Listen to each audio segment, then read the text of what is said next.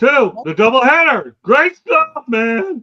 The Motor City Man Mouth is in the house. I don't know what color shirt I wear, but it does look pretty cool. Although Candy didn't have to dress me. I just like to be bizarre and crazy, especially when I have that thing called rest, sleep.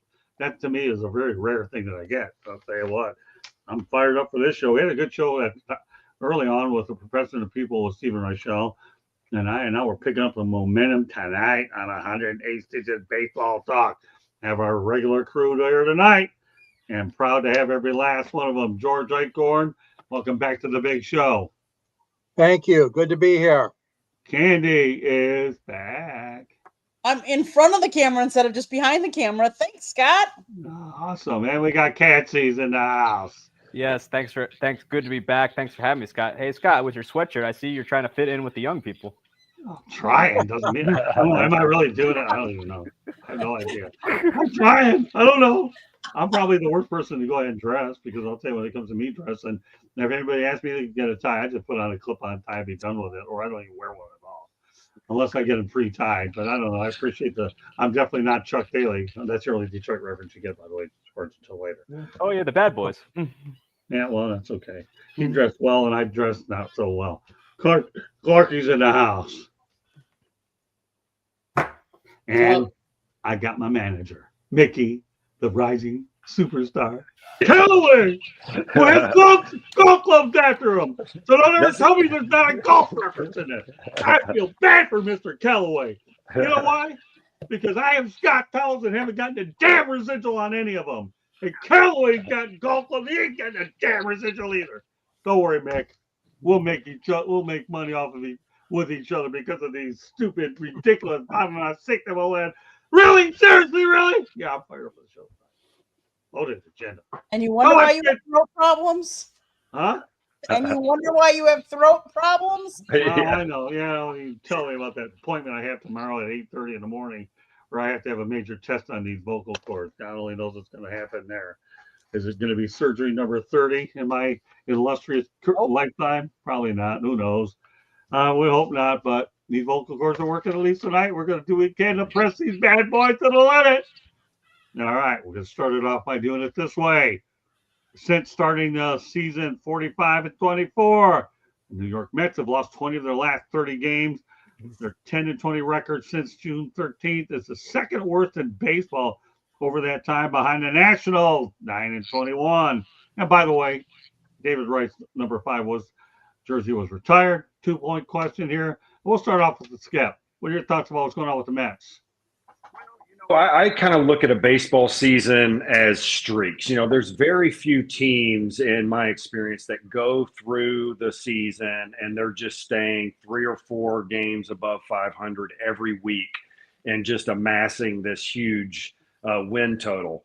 I kind of look at our season in 2017 when I was with the then Indians, now Guardians. Right. We won 22 games in a row. And I think we finished the season about 22 games above 500. So, I mean, that it's just the game is about streaks. You're going to have losing streaks. You're going to have winning streaks. And obviously they have a good ball club. During those losing streaks, usually somebody gets hurt or a few guys get hurt or somebody's going through some slumps or a few guys at a time that can lead to a little bit of a prolonged one like they're in right now. 10 and 20 is that's a rough stretch. We've all been through it, but they have a good team. I think they'll bounce back. Historically, it seems since I've been really paying attention to the Mets, they usually have a pretty good second half. I think both the years I was there, we had the best record in the National League in the second half. So those young players that I had now mature, they know how to play baseball down the stretch, and hopefully they'll bounce back and kind of right the ship. Okay, this is a Mickey Callaway exclusive. Did you have a chance to manage David Wright? I was actually the manager in his last game as a Met. Really? And we did this whole huge thing for him. We put him out at third base, Jose Reyes at short, and we took him out about the 5th inning. So we had it all planned out, and what an amazing guy he is. Just to have him in the clubhouse really helps a manager. Good teams are led by the coaches and great teams are led by the players. And that's why they had a great team when David Wright was present, because he knows how to lead a team and lead the players, and it was very exciting to be around him for sure. So First class individual. So of all the players, Mickey, that you've been around, would you say that David Wright was one of the best players you've ever worked with? Get to see him in his heyday, obviously. He had been hurt for a few years by the time I got there, and we just kind of, he didn't. I think that's the only game he ever played with us was that last game when we put him out there. So, but I mean, I got to coach against him and see him obviously play. And the one thing I can speak about is first class individual. What an amazing guy to have around the clubhouse. Great stuff, Mickey. That's why I want to give you the tips on David Wright. All right, we'll go back to Eric. What are your thoughts about what's going on with the Mets? Well, I mean, obviously, the obvious social media joke is the Mets are metting, but to get to the serious point of it is, I mean, I'm sure Mickey can attest to this, but it's a very long season. Baseball is a marathon where every game is different, every series is different. You're going to go through the year where, man, you think you're going to have that series, you're going to sweep them right away, and the opposite ends up happening. It's a long, long season, and they got some good players on that team. And that's coming from a Yankee fan. And they, if they're obviously in a tough division, especially with a team like the Philadelphia Phillies, which in recent years they've come out with great teams every year. It certainly helps when you have Bryce Harper and numerous other all-stars. But again, I wouldn't be panicking now. It's July. The trade deadline's coming up here where I'm sure the Mets, I think, currently have the best farm system in baseball, according to MLB.com, or at least it's up there. And I'm 100% sure that David Stearns will go ahead and get some reinforcements in there, and the Mets are going to be a tough out. I mean, a lineup, Pete Alonso is just, he's having a career year. I mean, he finally learned some discipline while at bat instead of being free swinging Willie like he's gotten the reputation of over the years. And, I think that the Mets they'll figure it out. Obviously they need some pitching reinforcement, but I expect him to be there in October. Clarky. Yeah, I'd be hitting the panic button. I mean, it's a little early for it, but you're 9-21, and the great news for the Mets is that you're the second worst team in baseball, and you're only half a game out. Like, that's crazy. Mm-hmm. My concern here is the injuries. 38 pitchers on that roster to date, and we just wrapped up the All-Star game. Like, that's crazy. Like, we have got to get healthy, man. Like, and nobody knows this better than Mick. Like, when we go through this, part of our 2002 World Championship, like, you got to keep your stars on the field. You got to keep the money on the field. It's what you paid for, and you get this thing, man, and it just doesn't look like the injuries are going to slow here. And every time they try to get somebody back, another one goes down. It's becoming an epidemic. I don't think they're going to solve it because it's really hard to solve mid-season. You've been through a long spring training, and now you're in maintenance mode. This is not recovery mode. Off-season is for recovery and building, and you can't do it in the middle of the season. So I'm massively concerned about their health. I think they're in a pretty good division that it's going to be tough. I think Katsy's over there sitting with Permagrin because the other New York team can't play well right now. So he's all fired up. So I'm moderately to severely concerned for the Mets future, all right? And they're metting. I love that, Katsy. They're metting. So, like, you gotta get right, and the health is wrong. All right, so you know what? Cyber's got an interesting question for you, Mick. Okay. He said, do you plan on writing a book as 3 of the 6 have written one here? That's a fair question. I've thought about it from time to time. I'm not sure there's many people that would be interested in my story or my career, to be honest with you. Maybe if this podcast turns out well, I can write a book about this podcast or something. But I'll probably just stay on my farm and live my life out that way instead of writing a book. Well, I'll tell you what. If indeed what we think is going to happen, and I know I'm dealing with the early onset of Alzheimer's right now, and I have books. You and I could do something together too, Mick. We're already working on that. I would be open to that for sure. Yeah, not only that, just and cyber, that's a fair question too. Excuse me. Down the line, as Mickey and I get established and the rest of everybody out there, Mickey's going to have his own podcast with me, where we'll figure out the time and the date to do it. We're just taking our time doing it as we try to get some other things done. So that's one of the things that's in the works already. But, Mickey and I have already talked about doing a ton of projects together. So everything is fair game. So, Bruce, that's a pretty interesting question. That's fair. All right, George, back to the Mets. Yeah. I'm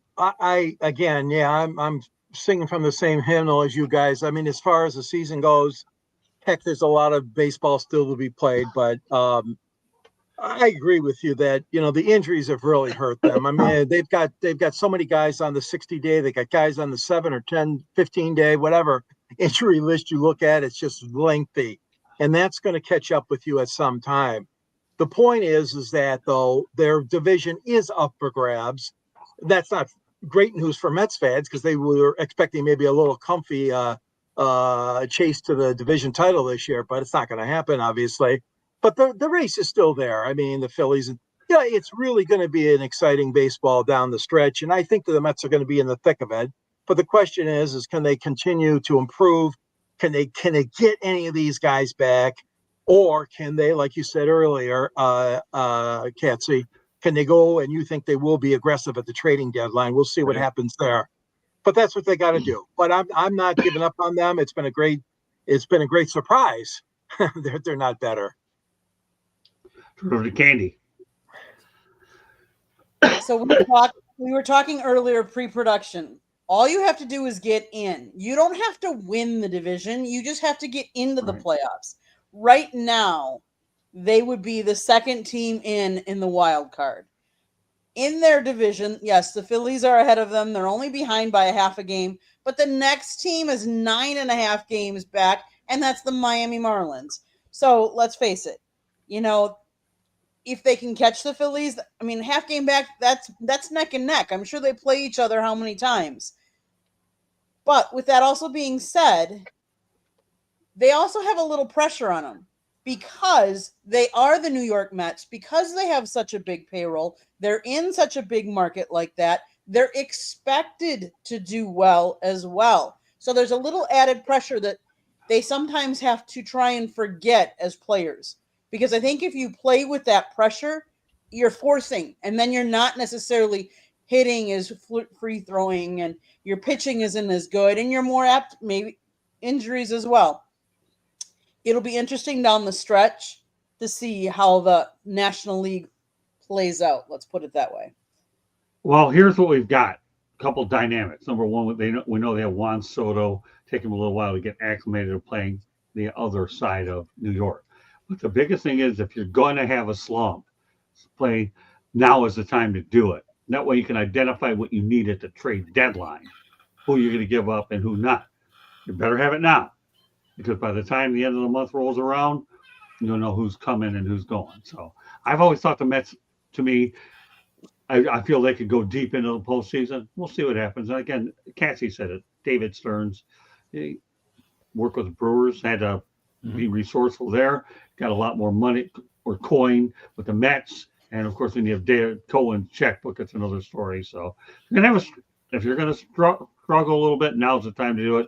That way you identify what your needs. A lot of topics to get to. I know this was going to be I knew this one thing on that. Yeah, go ahead. I think you made an excellent point. Sometimes this is a blessing in disguise for teams, because if you're just kind of cruising along and you're really not going to add as good of pieces at the trade deadline. I remember in 2016, we went and got Andrew Miller. And I mean, getting him at the trade deadline is everything. And we really needed him, even though we were having a good season. We kind of stumbled a little bit, and we were like, oh, man, we need somebody. I remember Tito really getting on the front office. Hey, we really need a good reliever. We went and got Andrew Miller, and it got us to a World Series. So sometimes this is a blessing in disguise. I'm sure that it's a tough sell for the front office to go to the owner and say, hey, we need some more players. Hey, we just signed a $700 million player and you need more players. So this little bit of struggle stretch for the Mets might be a blessing in disguise for them down the stretch. Excellent point, Skip. Anytime you want to interject and you come up with a point, don't hesitate to let me know. And that was a dynamite one. I like Joshua Dora. Eric Katz is like a young Callaway. I don't know if I know what that means, but it's harmless, so we'll put it up there. So he says, question for Cassie, do you plan on writing a book? I don't know. That's a good one. Cyberowski's in the book business tonight. What do you think, Derek? You'll have plenty to talk about. You're a great writer. Well, it's we still got a lot of years to go before we start thinking about starting book clubs. You've got potential to do it. All right, let's keep moving. We'll keep it moving. The MLB All-Star Game in Atlanta drew 7.2 million, the most watched in sports. Now, I'm sure the swing off added to that numbers. I've got it. We have to talk about the swing off. Skip, what are your thoughts about it? I didn't even see it. I was working inside the pigskin that night, and bear in mind I was FOP fresh off the plane, so I didn't make it through the end of the All-Star Game or even see it because I was worn out between doing the show and trying to catch up with some rest. But first of all, Skip, two-part question, okay? One, what were your thoughts about the All-Star Game? Obviously, it drew well. MLB generally does do pretty well because they know it's a midsummer classic. And I'd like to have your opinion on the swing off, Skip. First and foremost, obviously, this is a business, right? Everybody's trying to make money. Right. So the more viewership you have, the better, every organization is. Then they can therefore put out a better product on the field for the fans, which we talked about last week. Right. That's why we are here talking. That's why the players play the game. So, from a business standpoint, obviously a success. Like you mentioned, the most watched event in sports. That's amazing. I kind of like the swing off. If you're gonna risk hurting some pitchers and trying to stretch them out just to play some extra innings, I kind of like that little swing off at the end. Obviously the fans really, really, really enjoyed it. I thought it. When I looked online, that a lot of the fans enjoyed it. So I'm really for whatever the fans love, and it seemed to work out pretty good. Like we mentioned, the viewership was there, and so it was a successful All-Star Game. The only concern I have is making it mean something. When it means something, as far as home field advantage and stuff like that. That's where it can be a little bit of an issue. And then obviously, the big guys, they're going to go home when they come out of the game. That's just how it's always been. They have flights, their private jets leaving at, after the fifth inning because they played 4 innings, whatever. That's just how it goes. And then, you miss out on some of the bigger names in that swing off at the end. So we need to do a little work on those two things. But otherwise, okay. I thought it was a great success. All right, Cyberowski and Josh Fedor, just a little information for you, my friends. I would encourage you to look at the Professor and the People toward the end of that show because there's some good incentives for you guys with your excellent participation. So we want to make sure you put them in there. So please revisit and rewatch those episodes. So I know you guys will be very delighted with that. Okay, I'm not talking any more food tonight. We already did that earlier. Tacos were great. We did what we had to do. I know they want to know what you had for dinner, Cassie. Who knows? It doesn't matter. You choose to answer it when I call on you, which is now. You can do so. I'll call on you first, Cassie, then we'll go over to Trent about the All-Star Game. I like the swing off. Granted, I really wish that they could have used kind of like the stars like Judge, Ohtani, you name it. And I think that would have made it a little better, but I get why they didn't because obviously, these guys are trying to kind of get back home as soon as they can and then kind of gear up for the second half of the season. But overall, I liked it. It takes away, I don't think it takes away, but lessens the risk of injury because there would be nothing worse than losing a guy in an All-Star game. I know we had a scary situation with Eugenio Suarez there when he got hit in the hand, which is never a good thing. But I personally like it. It's entertaining. I mean, nothing was more entertaining than seeing Kyle Schwarber homer off one knee. I mean, it doesn't get much better than that. But I hope that they can use more stars like the Judges and the Ohtanis next time around. And, maybe they just get home a little later on whatever private jet service they feel like using that night. What about the ratings, though, Eric? They were pretty impressive. Absolutely. Baseball will always have the best All-Star game out of all the major sports. I mean, you can go ahead and say football is king in this country, which it is for all intents and purposes. But I'm telling you, baseball will always have the best All-Star game because it's just full of excitement from home run derbies to the actual game. It just nothing better. We got some good stuff in the chat room. Eddie Prather, it was nice to see some of the bench All-Stars have a chance to shine. Excellent point there. All right, Cyruski, I really like this question because this is really a credit to Eric. How do you know all this stuff? This kid's, I'm going to tell you something. I've never seen a youngster who's only 30 years old know so much about baseball than Eric. If there's ever a natural for this show, it's definitely him. And don't worry, Skip, as time goes on, and you get to know you got a real big stud for your young teammate here. You really do. So that's unbelievable. So NFL and NBA All-Star games are terrible. There's no question about that, Eddie. Well, NFL really doesn't have one. All they have is a skills competition. The NBA is awful. What else can I say? All right, we'll go over to Clarkie. Go ahead. Yeah, I think the swing off is great. I mean, it kind of reminds me of the overtime shootout for the NHL, right? Which I will put the NHL 3-on-3 All-Star game kind of fun. It's pretty entertaining to watch that much skill. So that's a good time. I don't think they've caught MLB yet for all of it yet, but they're figuring it out. It's getting entertaining. Yeah, and I think the Klaus Schwarber one leg reminded me of the Ovechkin one-timer on the drop to the knee, man. Like, so, Schwarber, of course, who's a guy who's been in these situations a lot. You saw some of the young kids in this thing, and, they look like a deer in the headlights. They were like, me and the home run derby? Like, hold on. So Schwarber didn't look too nervous about it all and just went up and smacked three, do what he does, and pretty impressive.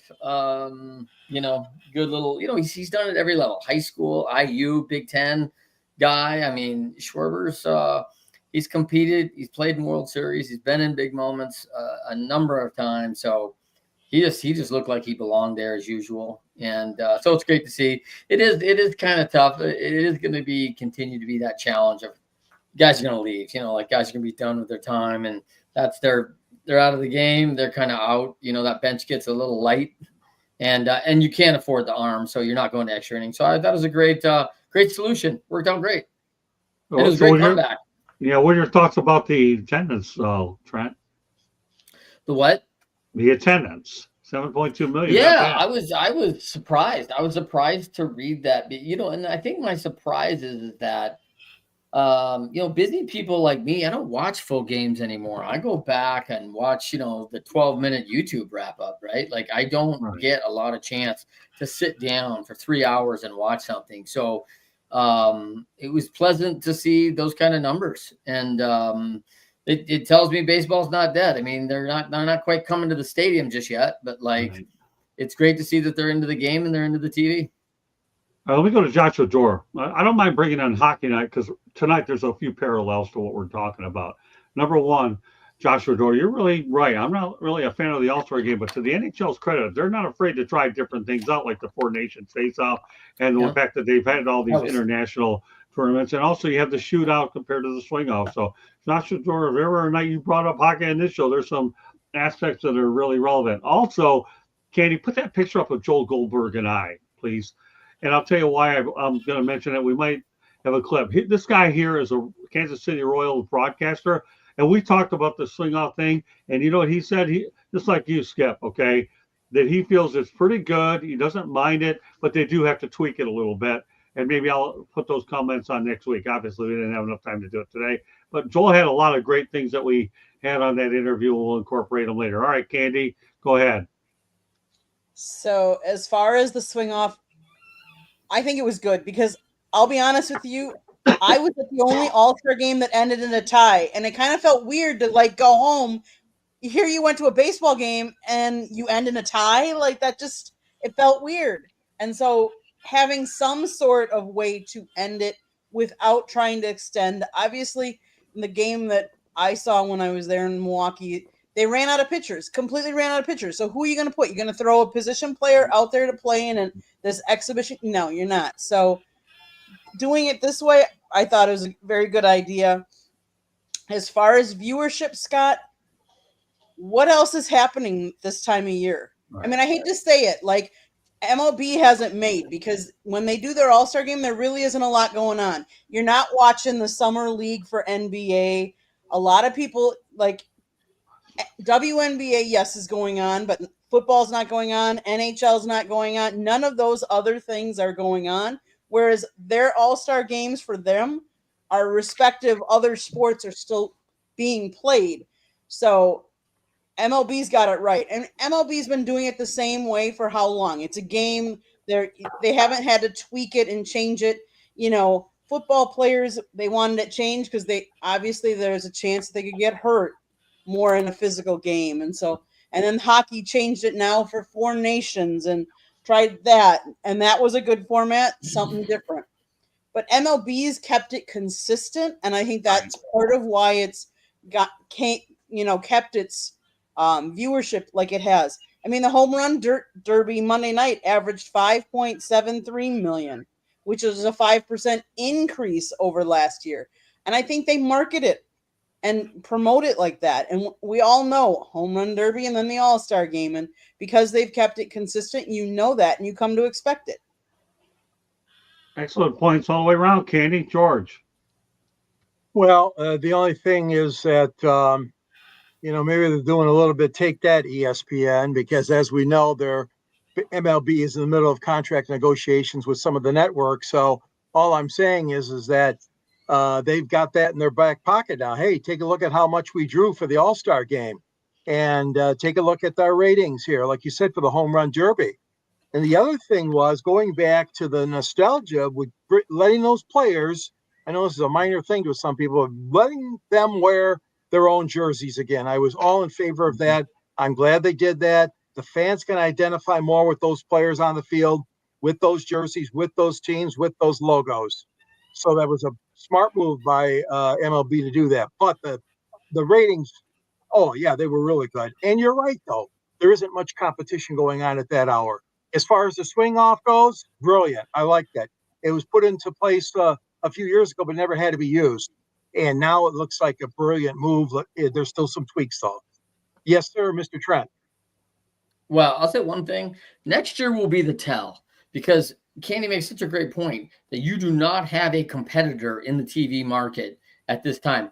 Next year, you will have the World Cup on U.S. soil during the All-Star game, and we'll just see where these numbers shake out, because I'll bet they're halved. That's a good point. Okay. All right. Onward we go. Rachel Robinson. Cassie's got something. All right, go ahead, Cassie. I was going to say that next year it's going to be in Philadelphia, and it's also I think the 250th anniversary of the signing of the Declaration of Independence. So baseball is going to have that going for it against the World Cup. So, but the TV ratings, I'm kind of curious to see though, because it's gonna be a heck for sports fans. It's gonna be great because you're gonna have some good problems to have when you come home from work. Yep. Okay, onward we go. Great. Outside Ruski's only thing going on is hot dog eating. That's true. At Joey Chestnut, he's getting paid for those hot dog eating, $141 a hot dog. Oh yeah, we turned that. My mom despises that. We turned it on just to get her reaction. That's a great food reference, Iversky. Let's keep it rolling. Rachel Robinson turned 103 on Saturday. Unbelievable stuff, isn't it? Yeah. George.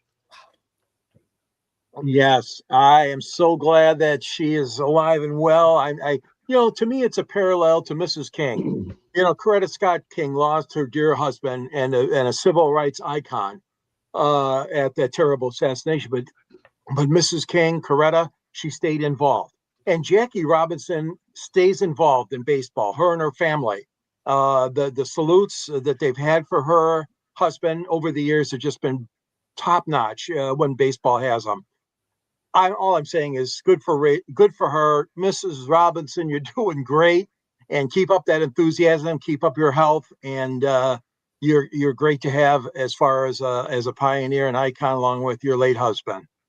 All right, Candy.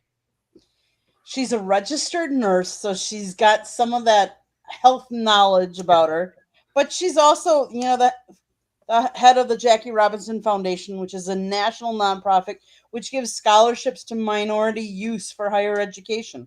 So, and it preserves the memory of Jackie Robinson. And I think sometimes that helps propel you. I mean, to see to give young youth the opportunity that maybe they wouldn't have gotten. I think that helps her too, Clarky.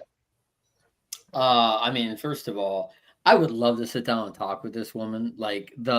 She's just been in the front seat of humanity. And, we look at this now and just think how stupid, idiotic people were at that time, and they had to live through this thing again. And the grace that her and her husband showed through all that, the patience, the tolerance of all the crap.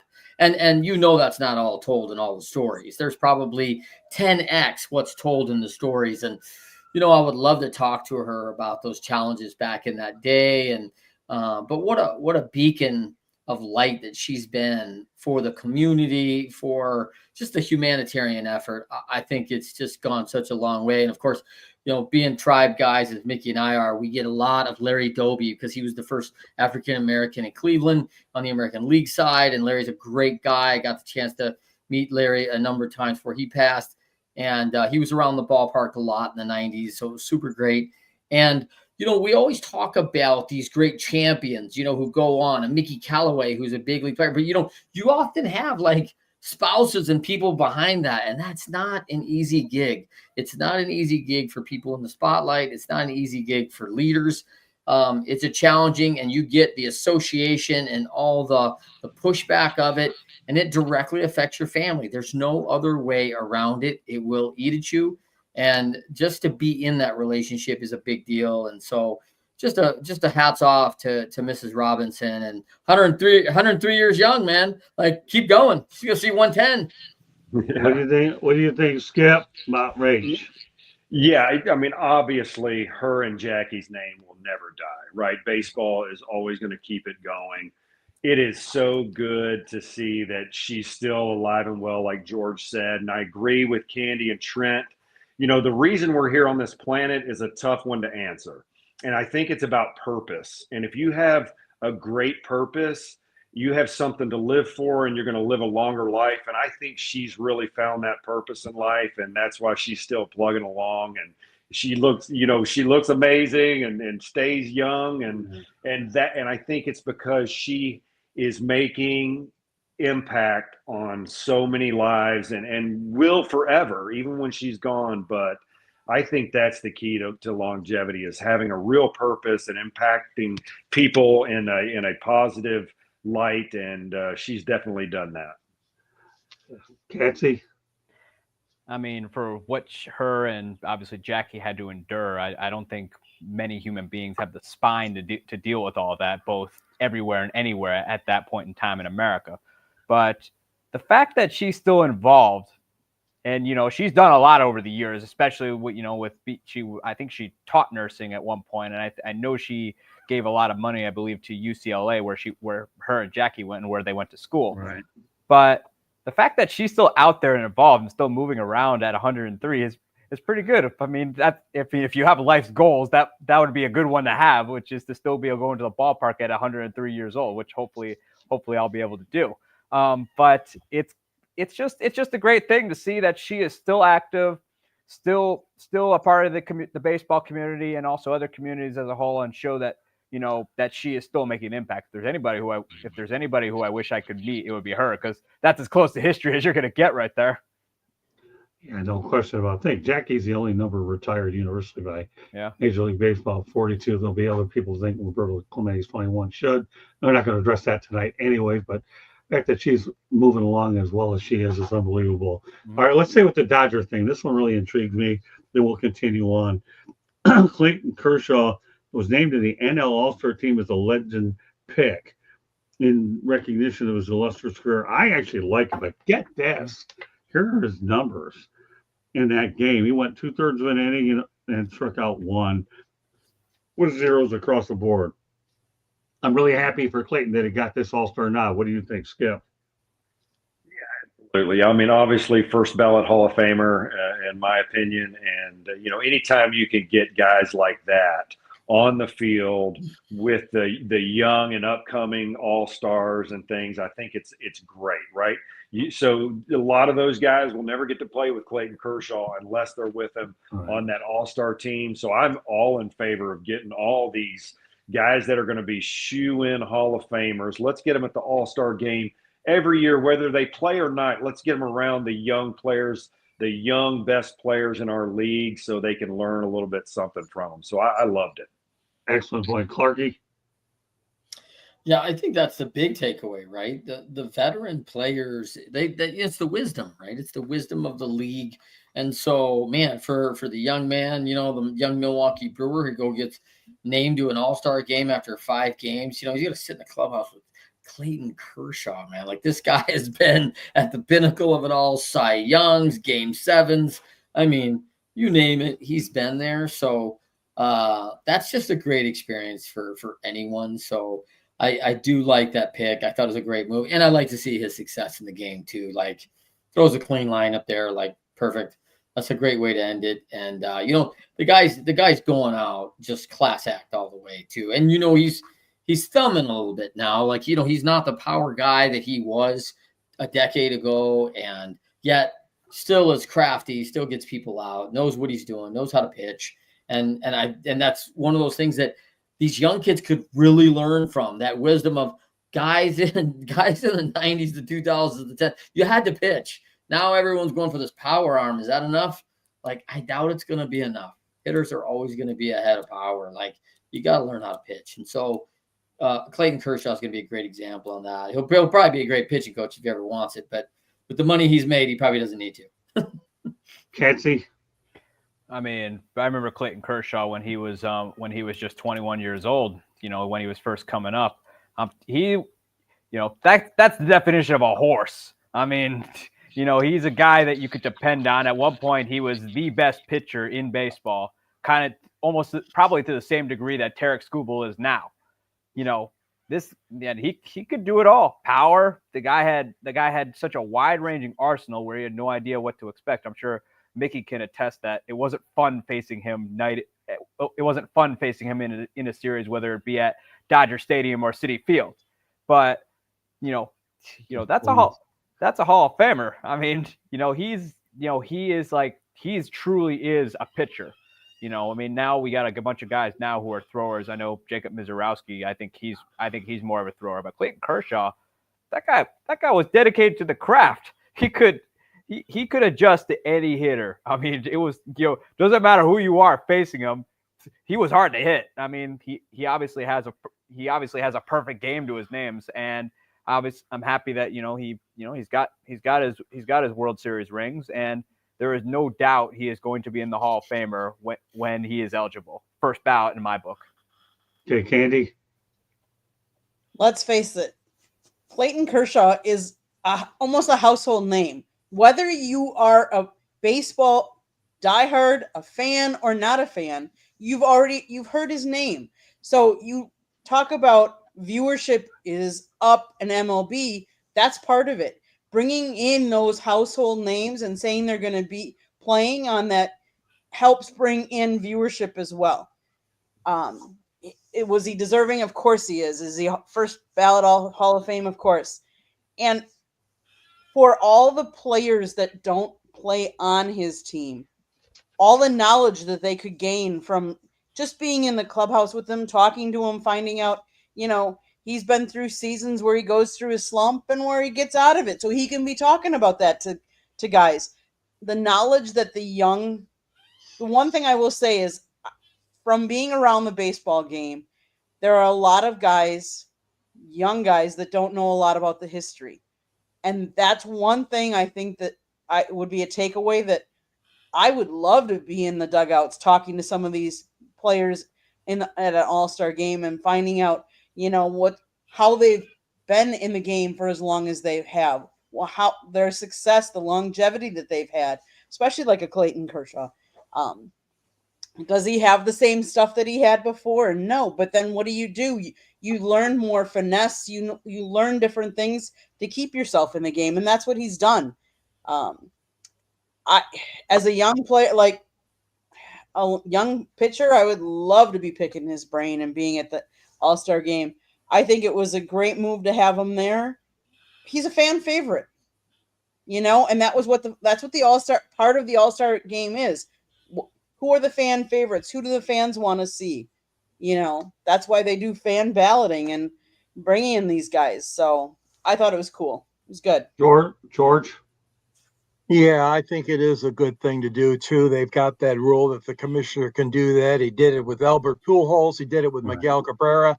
and now he did it with Clayton Kershaw.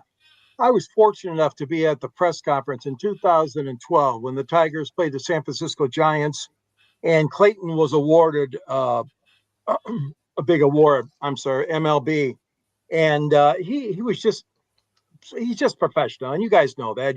Those of you that have been around baseball, what a great guy. He's very humble, and the recognition that was put on him back in 2012. And it's not just awards. I mean, come on, we all know he's got so much hardware. He's going to have so many awards on his trophy case and does some already. But he's just there to soak it all in. Like you said, Candy, they should be the sponges, the younger players, the younger pitchers that had that opportunity to be in that dugout with him. And not only that, but on the other side too as well, the American League. But yeah, it was a great honor for him. Good to see him play in that game and have a great time there because he certainly deserves it. Well, we should say congratulations to him for reaching 3,000 strikeouts too, right before. Yes. Before that. Good points, Candy. Yeah, bottom line is I'm happy they did it.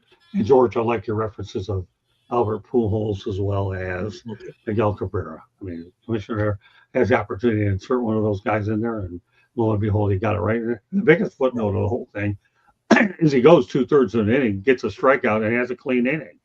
And we're going to talk about another guy later in the show who's had a clean inning. We're going to go on our topic, then we'll go to a station break. And since Cassie talked about Tarek Skubal, he's the first ABS challenge was a success in the All-Star game, came through Tarek Skubal. Tarek Skubal had a great game last night on Sunday Night Baseball. We're not going to get into that game tonight, but Tarek Skubal, we certainly know, is going to be a wealthy man in about a couple of years anyway. Yeah. But Eric, we'll start with you on this one, okay? What are your thoughts about him making the first challenge, the ABS challenge in this game? You think it was fitting? Absolutely. I mean, there's no one more dominant in baseball right now than Tarek Skubal, who, you go face him, it's gonna be a very, very long day in the batter's box. There's no one more filthier in baseball right now. Actually, when he threw that complete game against the Indians, he was just toying with them the entire time. Where he actually, after he finished the game with a 103-mile-an-hour fastball, he just kind of essentially gave him the shrug, like. But I can't think of another guy more fitting for him to do it. I mean, the guy's mastered the strike zone. The guy can get you out in a zillion different ways, and I think ABS gives him more of an unfair advantage more than he already has. What do you think, Skip? I am glad that it was him, obviously, for all the reasons that Eric said, and I really like this. I hope we get this implemented in our game. I think that we spend so much time over there in the dugout, almost everybody, oh, where's that pitch? And you really can't ever tell from over there, right? You don't know if it's just off or just in, but the person that knows is that pitcher on the mound more than anybody. Because when you throw a strike, if it's a strike or not. And I love the fact that at some point they're going to be able to go, hey, let's check that, because I know I threw that where I wanted it to, and I know my catcher was set up on the plate. So I love this idea. I hope it gets implemented in full time in the big leagues at some point. And it was great that we had the best pitcher on the planet that got to take advantage of it first. All right, Clarky. Yeah, I love it too.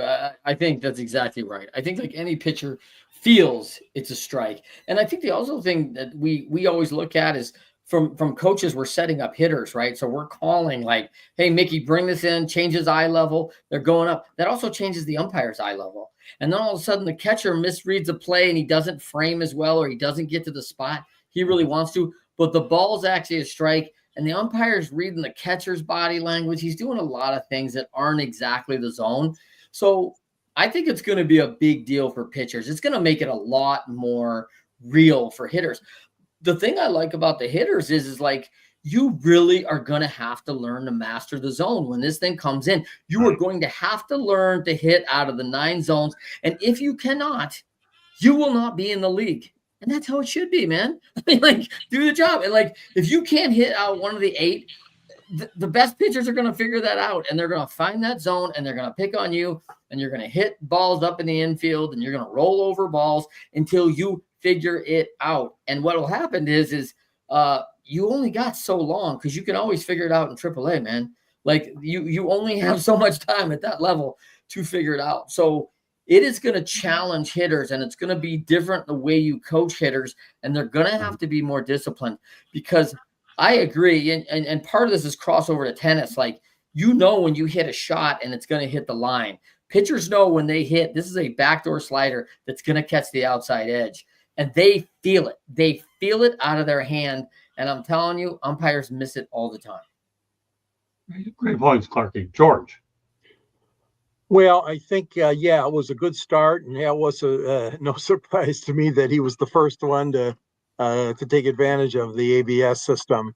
The thing is that, they're going to have very limited, at least what I understand. You can't do this after every pitch, of course. You got to be selective.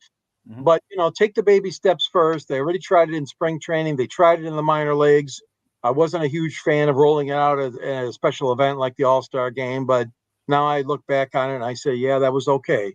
Not because of School Bowl and because I'm in Detroit. It's just because it does add a little bit of clarity to the games. And, just like we want the best players on the field, we want the best umpires too.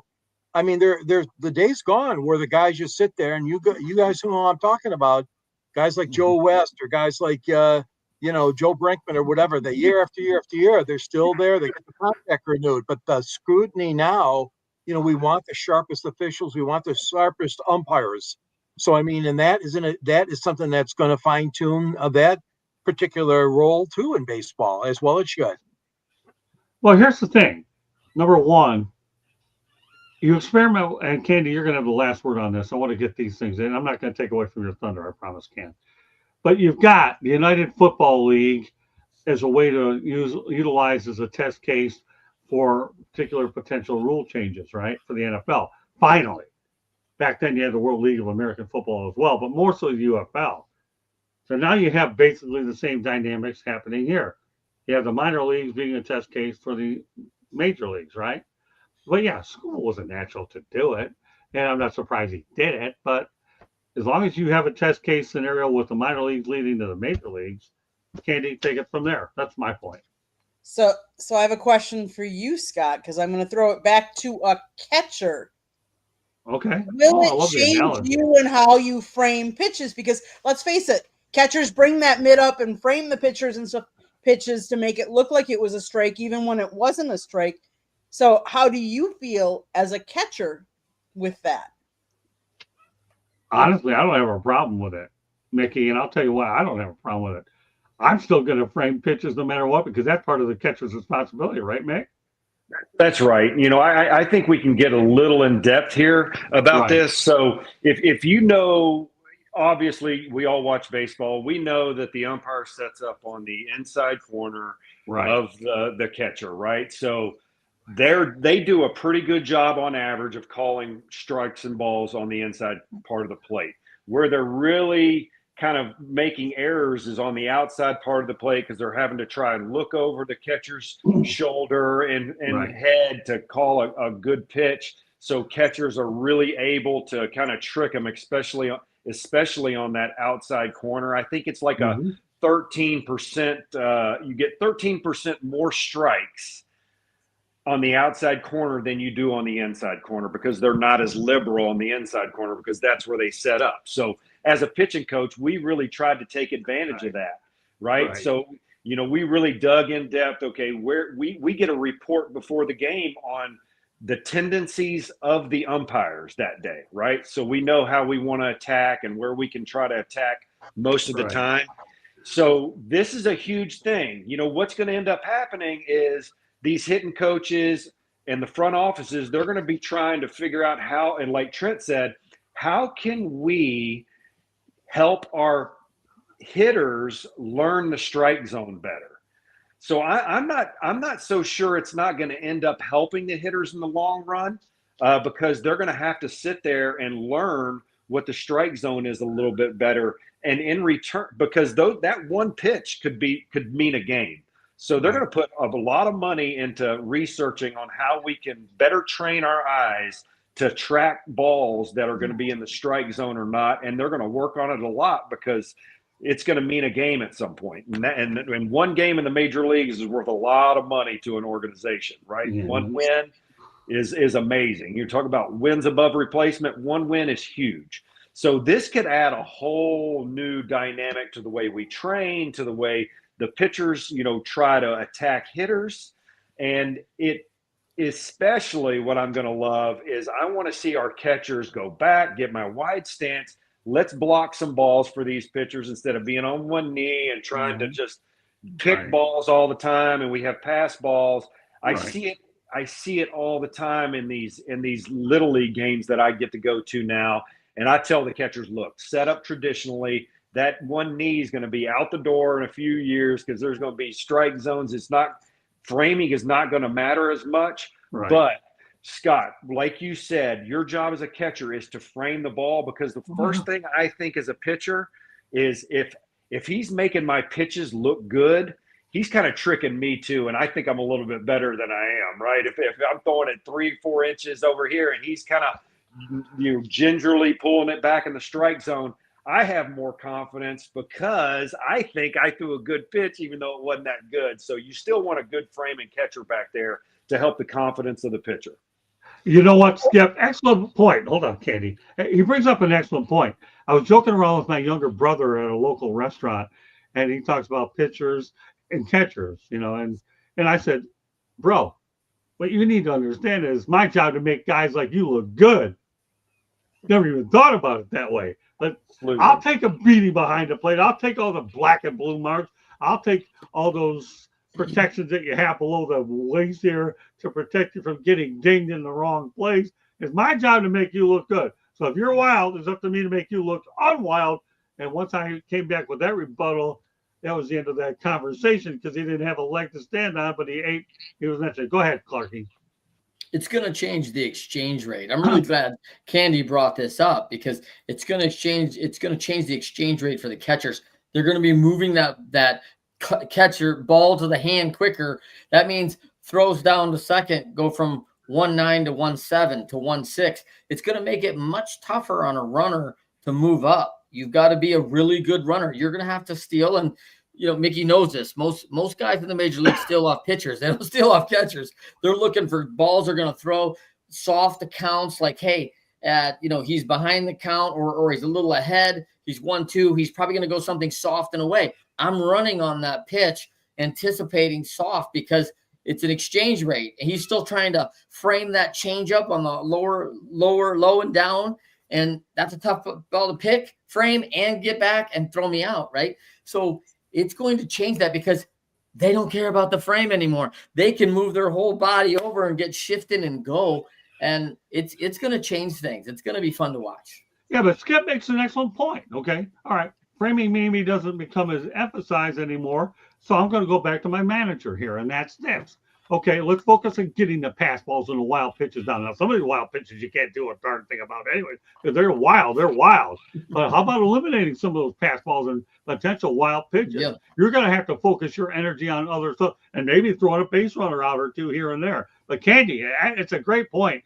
But to answer your question, I'm still going to go out there and try to frame pitches as long as I can until I'm no longer able to do it. And that's all there is to it, because that's part of the responsibility of being behind the plate. It's your responsibility behind the plate. And my pitching, see, Mickey Callaway's a jack of all trades on this broadcast. He really is. Pitcher, he's my manager, he's my pitching coach, whatever. And he's going to be a superstar commentator as if he's already improving on every damn show anyway. But the reality hit for power. He hit for power. Yeah, I know he's hitting the power. I did. We had in the That's a All-Star game in Korea that I played in. We had a home run derby for the pitchers, where all the pitchers we did our own home run derby in front of the fans, and I won that home run derby. So I did it really? one time. Well, I'll tell you what. Korea's very serious about baseball, Motor City. They're very serious about baseball. They are. Yeah, but the reality of the situation is you got to be the jack of all trades. Hey, listen, I would have loved to have been Mickey Callaway's catcher. Oh, I'll tell you, we'd have been dangerous. We're dangerous on the air maybe a little later in life, but the reality is, my man Mick here, I can imagine we'd have done some major damage, right, Skip? We really would have. Easy to frame 88. I promise you. You would have handled it easy. I'm gonna tell you what. As Mick continues to hang around with us on Monday night, you can only imagine the psychology I have with the umpires and all the other things that I used to do with the mound. Hey. And I think Mickey's getting to know me well enough. Oh, I can imagine what a terror you'd have been with the umpires. All right, Cassie, I'll give you the last word. We do have a station break and a few more topics to get to. I know we talked initially about the ABS system, but this is something that I knew that, Candy, anything else you want to say about the ABS system that you haven't really had a chance to, even though you hit us with some really good questions? I also wonder if you will see more swinging third strike outs and if you'll see more opposite field hits because you're swinging later because you're like, oh, wait, I got a quick swing because this is a strike. And they might be a little more apt to opposite field hit as well. All right, Cassie, you have the last word. We go to a station break. Go ahead, Cassie. Well, in answer to Candy's question, I don't see it changing very much because, on a borderline pitch, some batters are apt to, which I've never liked it, and I still don't like it. More batters are apt to put it into the umpire's hands, which is never a good idea. I don't see it changing very much. In opposite field, though, you gotta be the kind of hitter that could do that, and you gotta be strong enough to do that. And I don't think it really depends on the hitter. So really, it's I don't see it changing too much.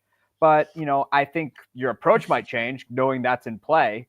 But other than that, though, I don't see it changing whether people go down swinging or putting the game in the umpire's hands. And also, I got a question for Mick. How accurate was Angel Hernandez's umpire tendency report upon receiving it? It was below average, bro. You know what? What a great guy he is. But I love talking to Angel. You get Angel away from the ballpark, you talk to him. Amazing guy. Get him away from home plate, bro. Yeah. You can keep him on the field. Second base is fine. Yeah, you'd be surprised on those. If you're still in the 90% range, it's not a very good game, right? You want to be up in that 98.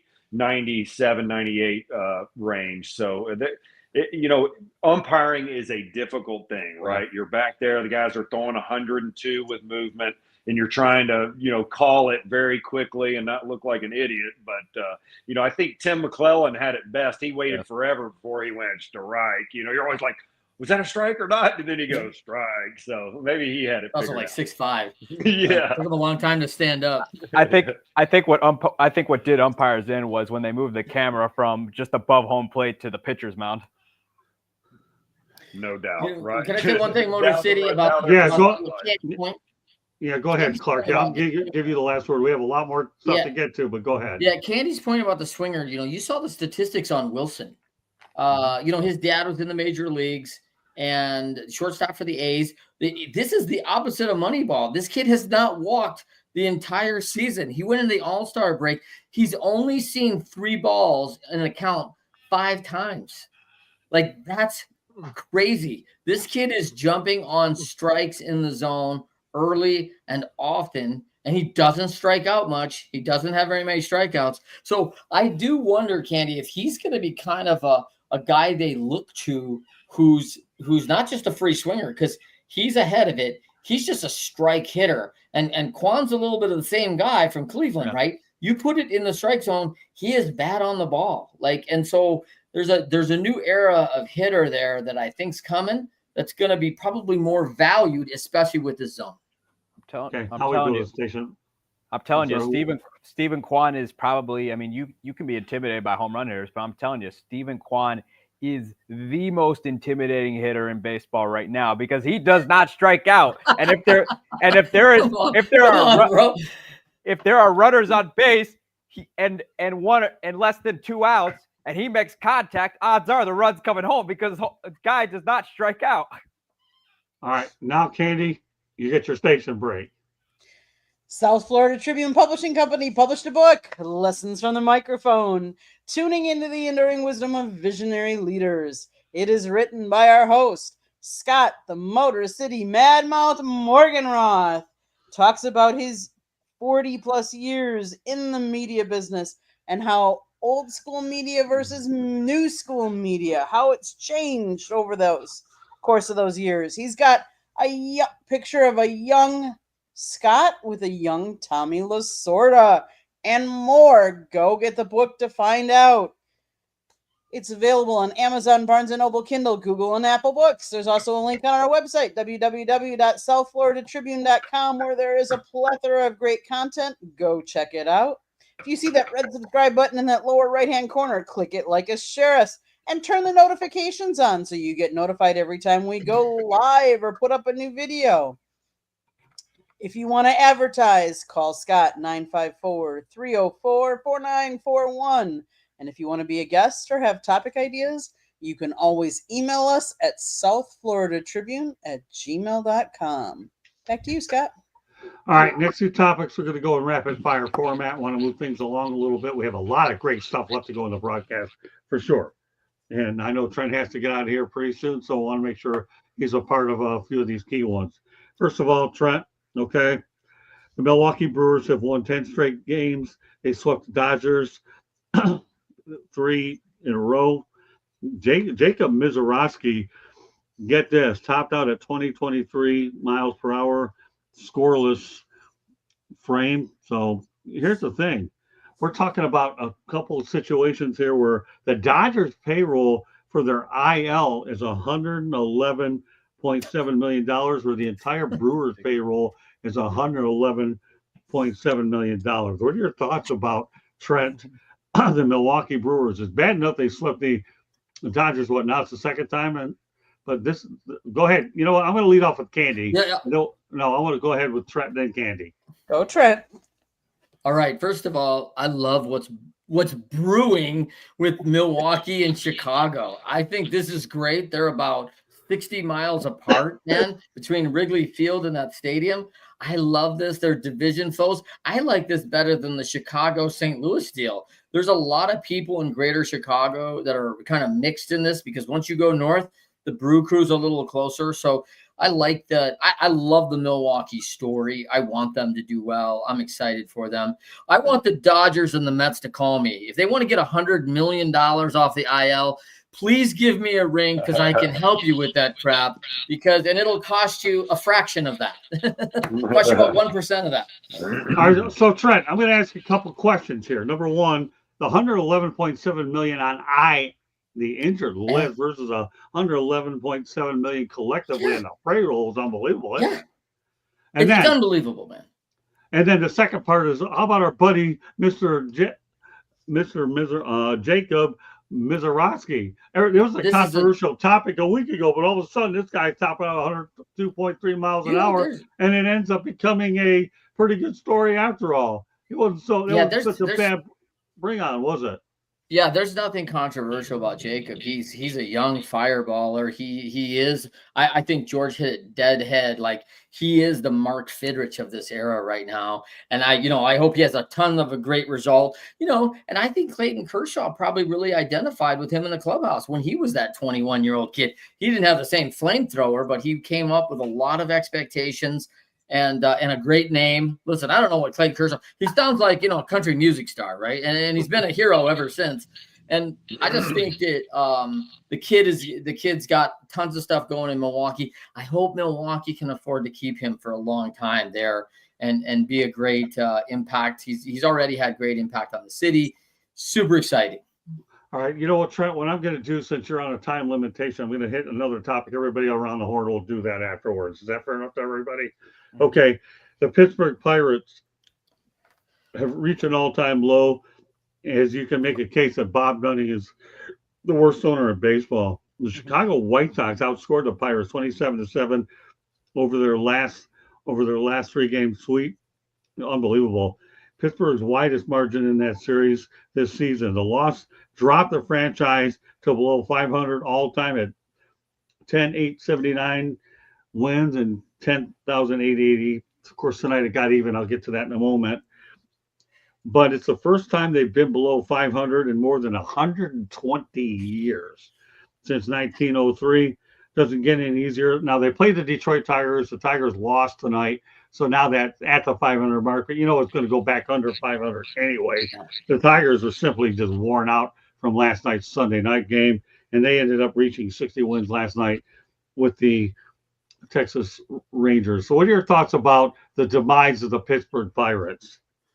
Well, I think, again, you guys have heard me say it here. Like, I believe in relegation. Like, I believe in this. I'm telling you that, like, the Chicago White Sox, what did they lose? 112, 115 last year? Right. It was a massive deal. They have not improved a lot. You just got outscored 5-1 to this club. It's not good. And so, when you talk about Pittsburgh, they are in this just rut. And listen, Pittsburgh's a thriving city. They're getting health care. There's lots of things happening. They have got a gorgeous stadium.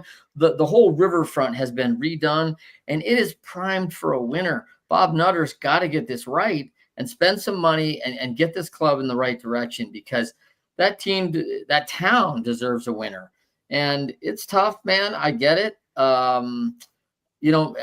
I think maybe Bob will lose his steam here and maybe want to sell the franchise, but there's a lot of wealthy individuals who are happy to buy a club. So when he wants to move on, I think he's going to have that opportunity, and maybe MLB needs to force a sale. And that's why I think relegation becomes so important. If you can't put a product on there on the field that's of the quality that the fans demand and that the price points demand, you can't just charge $10 at a Major League Baseball facility. Like, there's a business acumen here that's going on. So you can't do that. So who's going to pay it? You're going to see it every 5 days when Paul Skeens throw. And then other than that, you got nothing. Okay. They've got to change it. Last topic I'm going to get you out on. I want to make sure you get this one. And since it really falls into your domain anyways, as a strength and conditioning guy, Edwin Jackson throws a no-hitter. Get this. I believe it was on June 25th, 2010. With 149 pitches. It was the fourth no-hitter of that particular season as the Diamondbacks defeated their brother team from the 1998 expansion, Tampa Bay Rays. Trent, what are your thoughts about a guy throwing 149 pitches in this day and age to get a no-hitter? Yeah, I have no problem with that. I think you got to know your pitchers and your style. Like, maybe I'm not going to do that with a power guy. I don't know. I got to think hard on that. Like, this is probably a better one for Mickey than me, because he really knows it so much better than I do. But from a fitness side of things, like, I see athletes who have got better VO2 max. They got better heart rate. They're calmer on the mound. They can stay out there. Are we concerned a little bit about ligament? Yes, we are a little bit. But we can also pull that back. There's a lot of people who have thrown 125, 150 pitches.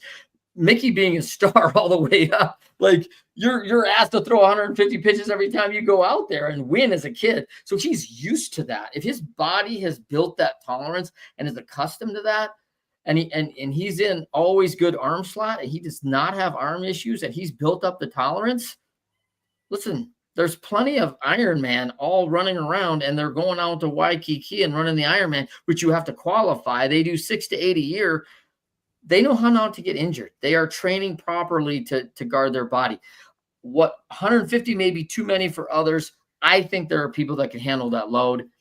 I think it's more of a personal matter, and I think we're doing it injustice saying, let's put everybody in a box. You can only throw 90 in April, then you can throw 100 in May. Like, whatever we're trying to do, I just think it's crazy. I think we got to be more thoughtful to that. There's a lot more data we can collect now to know better. All right. Well, you know what? We have a little more time to get to it tomorrow. Thanks, everybody, for being patient. I want to make sure Trent has an opportunity to speak on as many diseases as he can. JD Martinez, by the way, back in June 21st, ended up hitting 3 home runs for the Tigers, and he picked up 6 RBIs in the game as the Tigers beat the Yankees 12-4. Yet he's currently a free agent. Do you think, Trent, that JD Martinez will land someplace before the season's up? Well, I think he's a guy with the experience. He's a veteran guy who's got presence, who's been there. So I think there's some value for that in a team down the stretch. He's a great bat. He's not going to hurt you for sure with the bat at least. But, it's a matter of positions. You got young guys.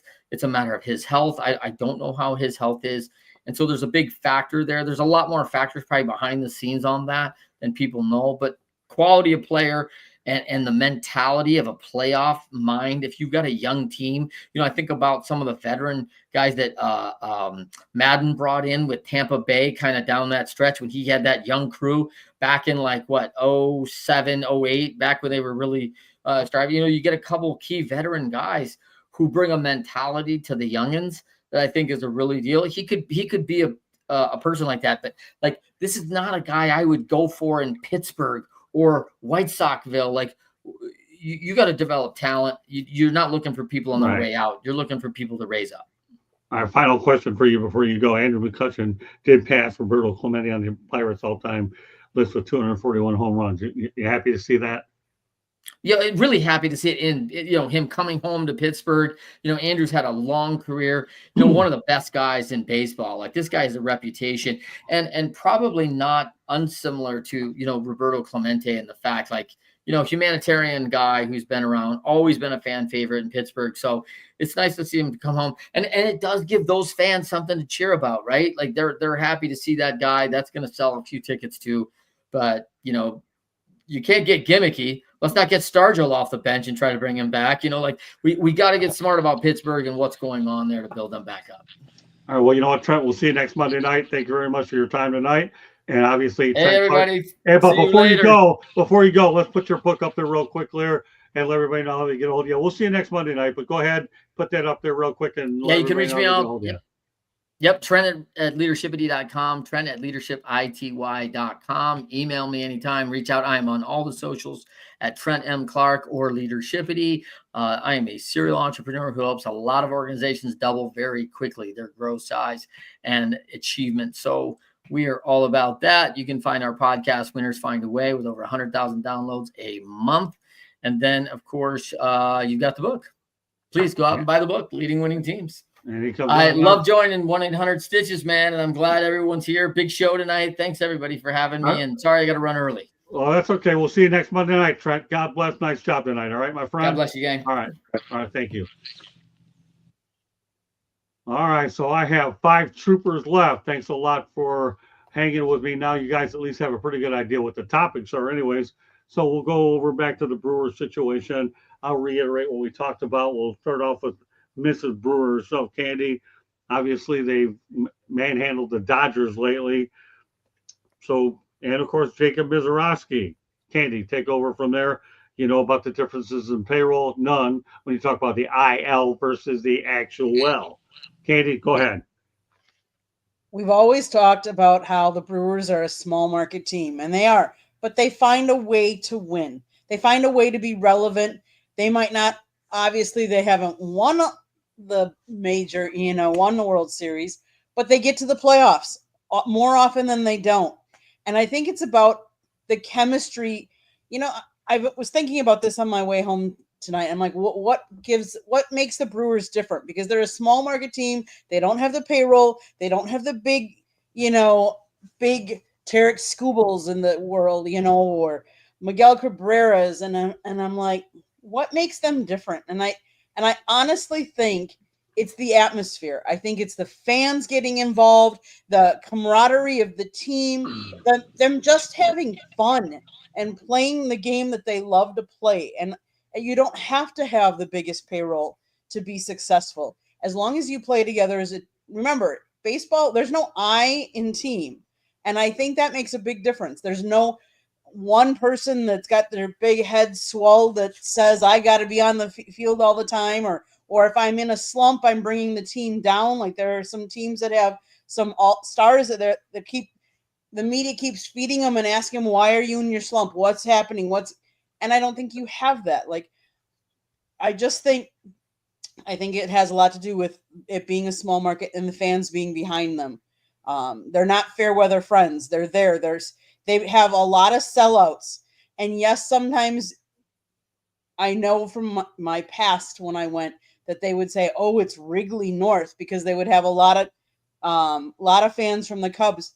But either way, you have fans in the stands. And there's something to be said about, let's face it, we went to Miami this weekend. And yes, there was 18,000 for a weekend game. But you go to Milwaukee and you're talking, there's always over 30, sometimes closer to 40, many sellouts. They have a lot. You're playing in front of a lot of fans, and there's an excitement about that. Then you bring up this, Jacob Mizorowski. In his first outing, 5 no-hit innings he pitched. 5. How many times do you get no-hit hits and when you're first coming out as a pitcher? Let's just say this. The 23-year-old became the 9th pitcher of the modern era since 1901 and the first Brewers pitcher to throw at least 5 no-hit innings in his major league debut. The only pitcher in MLB history to throw a complete game no-hitter in his big league debut remains, does anybody know? I wouldn't have guessed this. Bumpus Jonas, who did it for the Cincinnati Reds back in 1892. The Brewers only have one complete game no-hitter by one pitcher. That was Juan Nieves. Yeah. Back in 1987. Corbin Burns and Josh Hader threw a combined no-no in 2021. But to make your major league debut and have 5 no-hit, that says a lot about how you're throwing the ball. 14. So he lasted 5 innings and 3 pitches. He had over 81 pitches. 49 were strikes. 14 of his pitches were clocked at 100 miles per hour or more. That says a lot. And yes, there was controversy. Should he be in the All-Star game? Should he not? We've been over that. I mean, there was other pitchers that declined that, but look what he did. He's proven that should be out there. He's exciting to watch. All right, And he has such an excitement about him, and if you watch him pitch and his smile, and it's infectious. Love it. All right, the last thing I'm going to ask you, Candy, is that we move the show along, okay, is the fact that the Dodgers and the Brewers has been pretty one-sided in favor of the Brew Crew. The Brew Crew took 3, faced the Nationals, took 3 from the Nationals, and then played the Dodgers again, and took 3 again from the Dodgers. So, yes, they have won both series. They just have the Dodgers number this year. Sometimes teams are like that. All right, Skip, what are your thoughts about the Brewers Dodgers scenario, Mizorowski and company? I agree with everything Candy just said. I think she articulated it perfectly. I think the small market teams, there's a dynamic to them where they can really have that camaraderie. And once you start winning as a small market team, you start to realize every year, oh, we can do this. We're not necessarily the underdog. We have less pressure. We can just have fun, and just be the team that we want. We don't have as many outside distractions. Tampa Bay is one of them. You see Tampa Bay doing it most years, and it's just, you really can't have that small market mentality or try to put a small market payroll together in a big market. I think Red Sox thought, oh, maybe we're going to go that way. Let's save some money. Let's hire a great GM that can make this happen. And then it just doesn't go that way. You actually have to be a small market team and to not spend money, and the fans will still embrace you, and you still have a chance of winning. So I think that's a lot of it. And then I'm so happy for this young kid. Anytime we can have an up-and-coming star that really makes an impact, that's what we want every single year, right? We want 30 of those guys a year, so the fans can stay excited. So I'm really happy for this young kid. Yeah, that's an interesting point. And what about the domination that the Brewers have had, Skip, on? So like Candy said, that sometimes just happens for whatever reason during a season. You just go and you beat up on this team, and then this team beats up on you, and you're like, how does that team beat us 6 out of 7 this year or whatever? And it's just something that happens, and you get on that roll, you get that confidence against the team, and the other team's like, oh my gosh, what's going on? And it just you just end up steamrolling them. Great stuff. All right, Eric. I mean, just being in the city, right? Obviously, I've been living here for the past 3 or 4 years now. I don't know. I'm losing track. That's what happens when you turn 30. Well, you still look pretty good. The Brewers, man, it's just first off, I can't think of anything more satisfying than sweeping the Los Angeles Dodgers and turning Dodger blue into navy blue. I think it was fantastic, both ways. I mean, the Brewers are, man, they're like, compared to Chicago, Milwaukee compared to Chicago is not nearly as big as what Chicago is. They're the city that will do. It's like the kid in high school. There's that one kid who would like nothing more than to walk all over you in that hallway because you're acting like the hot shot. And Milwaukee is that kid who wants to walk all over that one kid and make him look bad. That's the way the city has been since I've been in Wisconsin. But man, it's just a team of unlikely people contributing. They play a team brand of baseball, which I think has kind of gotten lost in recent years in the game. I'm not sure if Mickey agrees with that, but it's fantastic to see. The pitchers that they have in their rotation right now weren't projected to be there. Most of the pitching staff got hurt in spring training, so you're thinking, okay, last year, it happens, injuries, that's just the way it goes. But nobody saw Quinn Priester or even Mizorowski playing a huge role. I mean, even Brandon Woodruff coming back to form. Also, Jose Quintana. The guy still has it. It shocks me to this day he hasn't been able to stick anywhere because that guy can eat some innings. But it's been fantastic to see that it's just been a team brand of baseball. And the thing about it, too, is their general manager, Matt Arnold, who took over after Stearns left. Well, he took a detour and served as a quote unquote advisor, but he was waiting for his contract to end so he could go to the Mets. The guy plays chess while everyone else is playing checkers. He will go for high upside guys and make it work. They're a heavy data team. And look what they're doing with Andrew Vaughn. Andrew Vaughn's looking like the player that the Sox thought they were getting when they picked him third overall in 2020.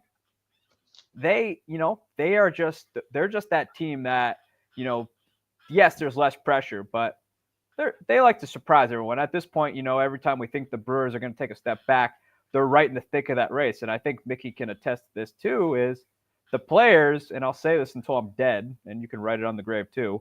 The players ultimately have the final say on what happens between the white lines. And the Milwaukee Brewers are a perfect example of that. The players ultimately have the final say on what happens. Okay, George. Oh, that's a lot of stuff. I as far as Milwaukee goes, yeah, I was surprised. I was surprised the Dodgers are struggling like this so much. It really is disconcerting. I know for fans, all the money they spent and all the great superstars on that team, and they're struggling mightily. Milwaukee, yeah, I echo the same sentiments. The market they're in, and Mickey, you mentioned about Tampa Bay. Another one is the Athletics over the year. And of course, the Tigers. I mean, these teams that are in a smaller market, I mean, they do thrive on a fan base that's very loyal and very passionate. You're 15th in attendance, Candy. You're averaging 882, sorry. And you're ahead of Detroit. You're ahead of St. Louis. You're ahead of good baseball towns like Cincinnati and Cleveland. Milwaukee is. So they're 15th now in the attendance right now, which further emphasizes, like you said, the sellouts they're enjoying, the fan support that they get. And isn't that what it's all about, really? I mean, you can't contend with these guys that are throwing money out, all these owners in these big cities. You can't. But there's every year, there's at least a couple of teams like this, and Milwaukee's one of them that shows up and wins. So I'm excited for them. I am. All right, so I'm gonna put a bow on this topic because we do have a few more I want to get through. Number one, the Brewers have the Dodgers number in the regular season. Let's see what happens during the regular season, during the playoffs. I want to see it happen in the postseason. Number two, the payroll situation, $111.7 million on IL versus the total payroll is the most astounding figure that I've ever seen in my life. IL versus the actual, hold on, Eric, let me finish, okay? IL versus the actual payroll for another team is an astounding number. That's item number two. Jake Mizorowski, remember, people, 12 pitchers did not want to go, and this guy took advantage of his opportunity. And not only did he had a clean inning and was topping 102.3 miles per hour. That's all I have to say about it. I don't know. When I look at stats, and I've seen a bunch of them in my years, 111.7 for an IL versus an actual payroll. That's just too surreal. All right, Eric, make it quick. I want to move things along. How much of that money do you think was Bobby Bonilla? I don't know. Not gonna. No comment. I'll leave it at that. Let's move this thing along.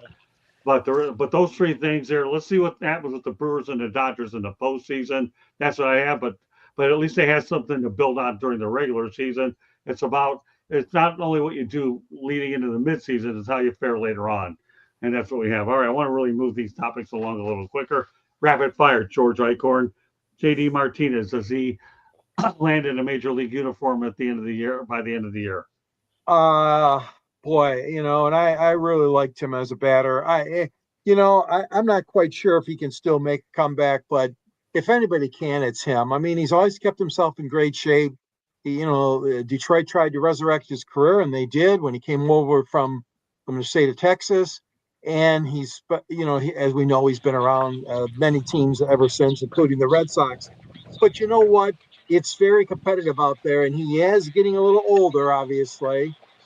Strictly for hitting for a DH, I'd say, I'll be wishy-washy. I'll say 50-50 chance, Scott, that he can make it back. All right, Candy. I'm going to say I don't think he's going to, as much as I liked him, I don't know that he's going to make a team yet this year. What do you think, Skip? Yeah, I think it's got to be like the perfect situation, right? It's got to be a DH spot probably. They need a professional hitter up there, a guy with a little power. And if all the stars align, he may get a shot. But like George, I'm kind of 50-50. It's got to be like the perfect scenario for somebody to sign him. Catsy? I don't think so, because even if you do bring him back, yeah, he's a great designated hitter, and he still showed that he still has something left in the tank last year with the Mets. It's, you got to ramp him up because he probably hasn't swung a bat in a while, and you're probably going to have to put him down in the minor leagues just to get him to ramp up. And it's also really starting to get really late in the year where signing guys is probably not going to happen unless desperation amounts where, someone decides to, be what the Angels have been doing over the years and just sign them just to sign them. But I don't see it happening because last year, the bat was, he was starting to decline. But the fact that he's had a long career has been pretty good, but I don't see it happen. It's just getting too late in the year. Yeah, I'm not holding my breath on this one either. It'd be different if he was a player that was hurt this year, thinking he can make a difference later, but he hasn't even played a game this year. So the ramping up part is what has me. All right, let's keep moving this thing along. Go back to Andrew McCutchen passing Roberto Clemente on the Pirates all-time list, 241. George, are you happy to see it? Well, I am happy. I mean, all these records, I should say all of them, some of them will never be broken, but I mean, I know. And it doesn't take anything away from Roberto Clemente, but I think it's good that a younger person, even though he's got a lot of years on him, McCutchen, did it. It's some excitement for the Pittsburgh organization. And I really think that it takes, again, nothing away from Roberto. We know how he stands, and obviously was taken away from us too soon. So, but for overall, yeah, for Pittsburgh, I think it's good. I mean, it's a situation where a guy that's been around a while, stuck around, came back now to the organization and set this record. So, yeah, I'm okay with it, Scott. What about you, Candy? Happy to see this record get broken? Records are meant to be broken. I mean, that's why you have them and you keep them. Kudos to him for being there as long to be able to break this record. I mean, yes, there are certain records, like George said, never be broken. Cal Ripken, never be broken. But am I glad for him? Yeah. I know, Scott, you interviewed him years ago. So yes, I'm happy to see. Great stuff. Okay, what about you, Catsy? I can't be happier. I'm glad Bob Nutting at least decided to try to use some money, because I thought no one would ever pass the record because he wouldn't want to spend the money for it to happen. But I think no one better than Andrew McCutchen. I was fortunate enough to see him for the one season in Milwaukee, and what a class guy. I mean, MVP, very, very, very generous. Obviously he's done a lot for the city of Pittsburgh, and he's right where he belongs. I'm happy that he's doing it in a Pirates uniform, and I'm happy that that his legacy, that he's forever going to seal his legacy in Pittsburgh. Skip? With what everybody said, unbelievable first class individual. So I'm really happy that somebody like him was able to do this, play for a long time. Obviously, Roberto Clemente, you'll never be able to take away what he's done.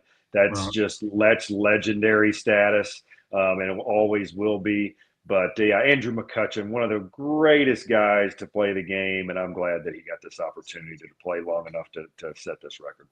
Yeah, I have no problem with it either. More power to him. Roberto Clemente is one thing, but if there's ever a Pirate in this day and age when there hadn't been any, then it's Andrew McCutchen Jr. All right, let's go on to the Pirates' futility. I guess we can just summarize it that way.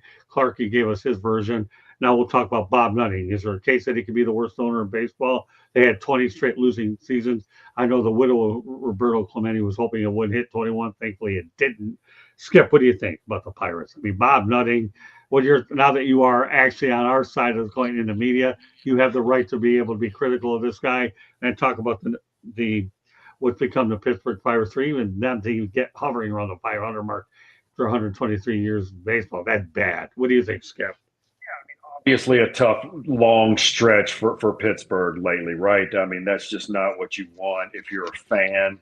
Now, I don't know what his motivation is. Did he buy the team and just going to sell it and make bukus of money business-wise? He probably did some really good stuff business-wise. So if you're trying to, use that as a success marker, then he's going to do amazing. He had a great business plan.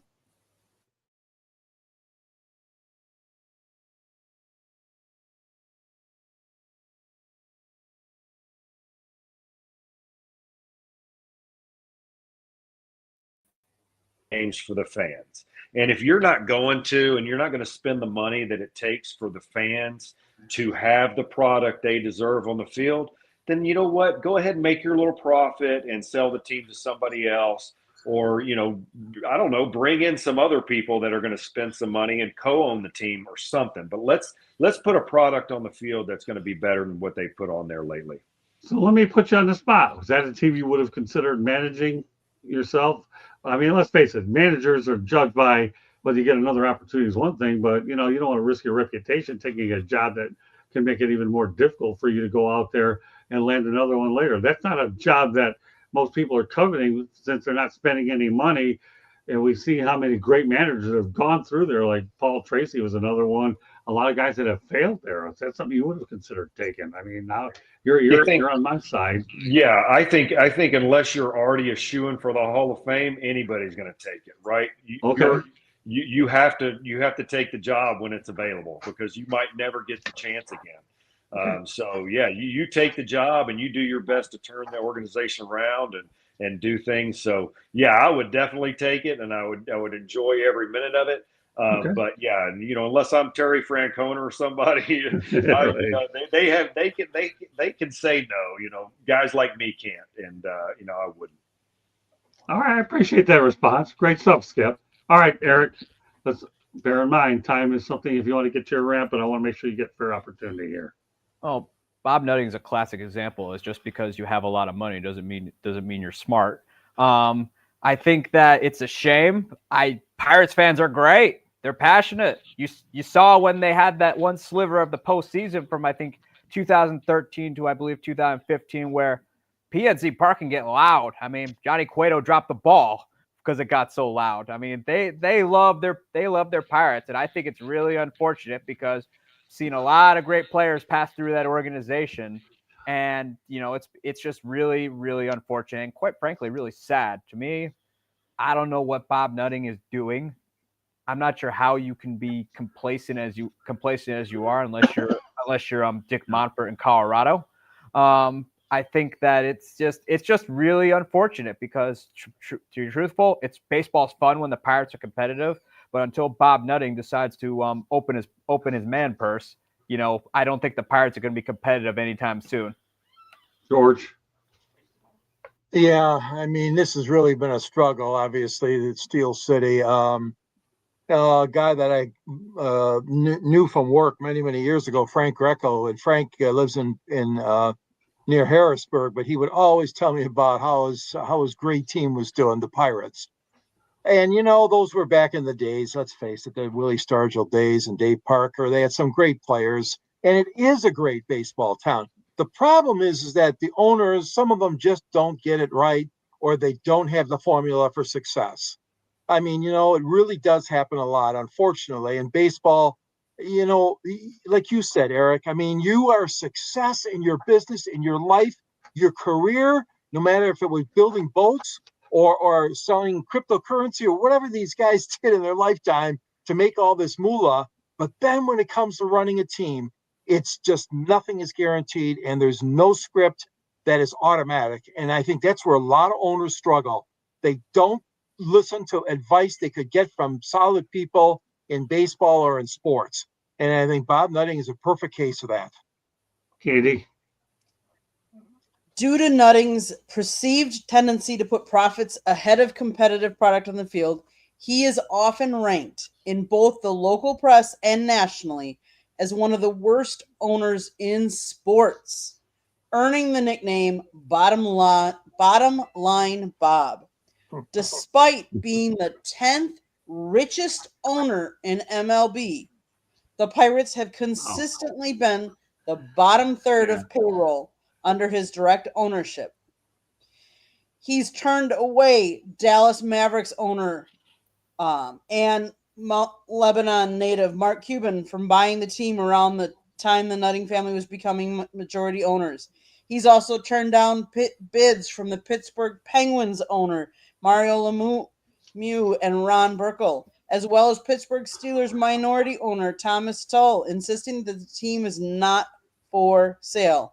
Let's face it, he's been the subject of harsh criticism due to some of the trades, moving pitcher Jarrett Cole to the Houston Astros, moving center fielder Andrew McCutchen to the Giants, in apparent fire sale. He's made a lot of questionable calls. And if he's the 10th richest owner and yet he's spending in the bottom third, that says a lot. And that tells your team stuff too. What kind of owner are you? And how involved are you? And does your team want to play for you? Do your players want to play for you? It's kind of sad. Okay. The only thing I'll say about it is for a team that's over the 103 years that we've talked about with this team, to be close to 500 is an absolute joke, period. 20 years in a row. Losing seasons in addition to what they're going through now. Clint Hurdle was a heck of a manager, and he's one of the most exciting things they had. I'm not going to spend more time on the subject. I know that there's a lot of critical Pittsburgh fans out there, and Katie gave out some unbelievable stats, but the bottom line is to be one game under 5. I don't care about the tonight Tigers game, okay? So they're at 500 for one more night. Big deal. But you've got to be bad for a long period of time. That is bad, period. Shame on Bob Nutting. Maybe the only thing left for them to do is make a candy bar after you so they can all eat it. I'll leave it at that.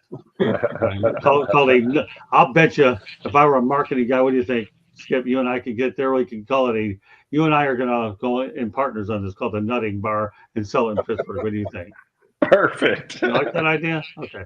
Love it. Yeah, Nutting Bar will sell it in Pittsburgh for all of our Pittsburgh fans out there. All right, let's go over to Edwin Jackson. I'm going to focus this one mainly on you, Skip. Okay. And if anybody wants to contribute to it, fine. But I think this is one that has Skip's name written all over it. All right. And that's this. Edwin Jackson, we talked about throwing a no-hitter in 149 pitches, the fourth no-hitter of the season, as the Diamondbacks defeat their brother team from the 1998 expansion. Tampa Bay Rays. This occurred in 2010. Nowadays, we're seeing combined no-hitters, Skip. 149 pitches seems like an awful lot in this day and age. Do you see us getting to that number very much at all, Skip, and going forward, the way the baseball is beginning to change? It's just too much nowadays, right? I think the demarcation line was probably about 2010 when Edwin Jackson did it, right? Now you're putting guys at risk. When I was playing in high school, back in the early 90s, I was throwing 150, probably 160, 170 pitches a game. I was just going to be out there. In college, I guarantee you, I threw 150 pitches in some games.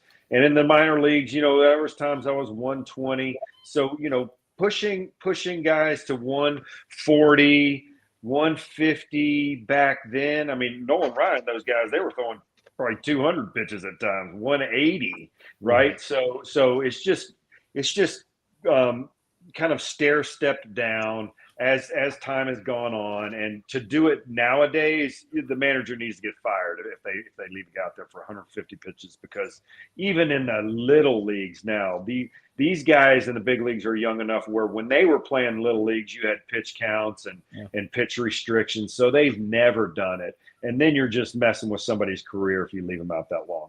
I knew you would say that. That's why I wanted you to really have the big voice on this. If anybody else wants to comment, make it brief. I want to talk about no hitters, and we have Eric's rant to get to. Anything you want to say quickly, Eric? Yeah, I don't see it happening, unless, I assure you that somebody's losing their job if that happens. And, I can guarantee you that if that were to happen today, the owner and probably the general manager would be in the box passing out because of how just it's not going to happen now. It's unfortunate. I liked it when it was that way. I always live with pitchers. I live by the rule, let the horses run. But it's just not going to happen. Too much injury risk nowadays. Guys aren't throwing enough, and it just is what it is. That's just the way the game is now. All right, let's put this comment on the screen. GM or the president will be calling down to the dugout and saying, "Get this guy out of there for sure." They'd pull a Steinbrenner for sure. Yes, they would. Great point. I don't know what this is. We'll put it up anyways. Just a random what's up, Scott, for the win from last week's story piece. Great job being thorough. Do you feel pride in helping clean up the union? No question about it. You have to clean up the union. That's ridiculous. But I'm glad that he was able to mention that and bring it on the show. And so thanks for bringing it up, Detroit fan man. All right, George, some quick thoughts. We'll stay on the no hitters theme, and then Eric will wrap up the rant. Yeah. It's something that's going to be so much desired. But we're just in a new era now, and it's not going to change now. It's not going to go back to 130, 140, or on 180 pitches, as you guys said. It does take away from the excitement of a no-hitter, though. Absolutely. The sheer no-hitter is, anyways, as far as Edwin Jackson goes, he spent a little time in Detroit, and I know he moved around to a lot of teams. The guy's a great guy and really played his heart out. He really did. And, but I think that, never look back on this. Your career is so important. But to answer your question, Scott, no, it's all changed now as far as no hitters go. Candy, did you comment on this yet? I did not. Go ahead, real quickly. I'll just say that the days of single-handed no-hitters is probably all but forgone. I hate to say it, but because I think it's a feat that a pitcher really likes to have in their belt, but I just don't see it unless you can be a Tarek Skubal and have almost a perfect game. That's the only way you're going to get it, because you're not going to throw as many pitches then. Yeah, I don't see many of them either. 149. We all know that Edwin Jackson was a workhorse. He really was. Yeah. This guy was unbelievable. But I think those guys are far and few between. Well, I want to stay with the no-hitters theme very quickly. 2 no-hitters on the same day in 1990. Get this, okay? We're talking June 29th, 1990. How about this? Dave Stewart of the A's versus Toronto and Fernando Valenzuela versus St. Louis. They threw them within a few hours apart. Skip, what are your thoughts about 2 no-hitters on the same day? Yeah, that's amazing. That's the kind of stuff you want to see in baseball on a nightly basis. Obviously, you don't get to, but that's why baseball's so good, right? You get so many games going at the same time, and you want to see phenomenal things happen. What a rare occasion. And I know Dave Stewart very well, and what a great guy he is. So, I kind of like hearing his name from time to time. Well, you got it tonight, my Skip. No doubt about it. I like to come up with some different off-the-wall stats, Skip. You know how I am. I like to research pretty good. Yeah. And I'm glad that you like Dave Stewart in there. All right, Eric, some thoughts about those 2 no-hitters. And after we get done with this segment, Eric gets his rant for the night, and then we'll call it a night. All right, go ahead, Eric. I mean, two terrific pitchers, Dave Stewart and also Fernando Valenzuela, especially when he practically, I think in 81, he practically owned California with Fernando Mania, where, there was nothing he couldn't do. And, Dave Stewart, obviously, accomplished pitcher in his own right, but man, two no-hitters in one day. I mean, that's what makes this game so beautiful. I mean, you turn on the tube or you go into the park or whatever, or people of a certain age with the radio, aside from when I was sneaking it under the pillow at night. It just doesn't get much better than that. I mean, you just don't know what can happen. I mean, the game is just so unpredictable, and I would love to see something like that happen again, but it's highly unlikely. George? So I was about 34 years old. Valenzuela, his Dodgers beat the Cardinals 6-0, and Mike Scioscia was the manager. And then the one from Stewart, Oakland won over Toronto 5-0, and Terry Steinbach was the manager. But you know what else, though? It's amazing when I looked this up today to do a little research. In 1990, not only those two guys on the same day, but you also had Dave Steve, Terry Mulholland, Nolan Ryan, Randy Johnson, and Mark Langston. I'm not kidding you, with no hitters in 1990. Unbelievable year. I mean, they talked about 68 being the year of the pitcher, but by gosh, 1990 sounds like it was a pitcher's year too. But yeah, on the same day, Scott, you're never going to hardly ever see that happen. Great points, George. I appreciate the references of Mike Scioscia and Jerry Steinbach. Candy, did you comment on this one yet? Nope. Go ahead, and then Eric will take over with his rant. So what I'll say is we will, because we've said we don't think we're going to see many single-handed no-hitters again. You're not going to see days like that where you have two pitchers duel. If you love pitchers duel, that's what you love. Some of us, if you love hitters duels, it's going to be the opposite way. So, but kudos to both those pitchers, because both were very good pitchers in their day. So, yeah, I think this is going to tell you right now, the fact that you have two no-hitters in one day with two incredible pitchers says a lot. I detest, personally, the combined no-hitters. And Skip, one of these days we're going to talk about it in more detail. But the thing I like about going back on this date and time, no matter what, is it brings up some interesting occurrences. And that's why I bring in one or two of these things on the show, because this is a good thing for the baseball gods here and the purists that really like the game. That's why I incorporate these segments into it. All right, lastly, we're going to wrap it up with Eric's rant. And then, of course, everybody has opportunity to get a hold of themselves. Skip, before I want to make sure that you also remind our audience, okay, about what you're going to be doing from the 23rd to the 26th, and also emphasize what lessons you teach. That's something I want you to mention about your lessons every week, but you have an opportunity to do something you love doing. And since I love having you on, we're going to market you like you've never been marketed before. All right, Skip? So go ahead, Eric. What's your rant? Well, first off, I was talking to Scott about this earlier today, and actually asked him, is Candy jumping up and down all happy right now because the Brewers have just banged off 10 wins in a row? I'm telling you, this is a team that, given all the arms that were on the injured list, not many people gave them a chance, and I didn't blame them, because it's hard to win when multiple arms, especially starting pitchers, are on the injured list. But they're winning with guys that you didn't even hear of, I don't think anybody anticipated Chad Patrick and Quinn Priester being as good as they've been this year. Heck, Chad Patrick probably has an argument to get Rookie of the Year votes. Also, Isaac Collins, and in the lineup has been extremely clutch. Yelich is having a resurgence. It's finally good to see the old Christian Yelich back, and he's as healthy as he's been in a while.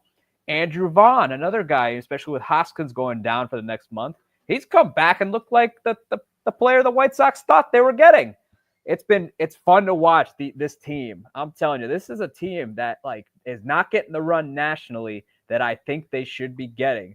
And yes, they have, it certainly helps when you have, Freddie Peralta and also Jacob Mizorowski being better than ever before. But, I'm telling you, I believe the only all-stars they had on that team were Trevor McGill and Freddie Peralta. But aside from that, it's good old team baseball. And once again, Matt Arnold is playing chess while the rest of the league plays checkers. Great. I enjoyed that. Cybersecurity, you're right. It's one of the longest shows, but it's part about the show, right, Skip? We have a lot of great content. Don't you like all the things you get to learn week in and week out, Skip? This is a great show, and you're right. I do learn a lot. So this is an opportunity for all of us to be able to just talk baseball and continue to grow our baseball knowledge. Yeah, I will say with a lot of our shows, and I'm glad that George only comes on twice a week, so this is the only one he really gets taxed here. Okay, I understand how a lot of us older guys feel, but this is a one show that will always be longer because baseball is a constant storytelling venture, is really what it is, where you have stats and storylines. There's never enough of them, and that's why I want to make sure that this show is stocked deep in talent. And I'll actually be talking to another guy who wants me to appear on his baseball show, and you never know if you're going to be another teammate somewhere along the line. So, yeah, Cyruski, there's no question. We love being able to write this. So, and we're glad that you're going to be able to, people can enjoy it. But when I got a guy like Mickey Callaway, who I've had a good relationship with for the last few years, to have him on here makes me feel good because I'll tell you, this guy knows his stuff. And I'm proud that Skip is on my team and our team. Skip, I'm telling you, talk about a best team.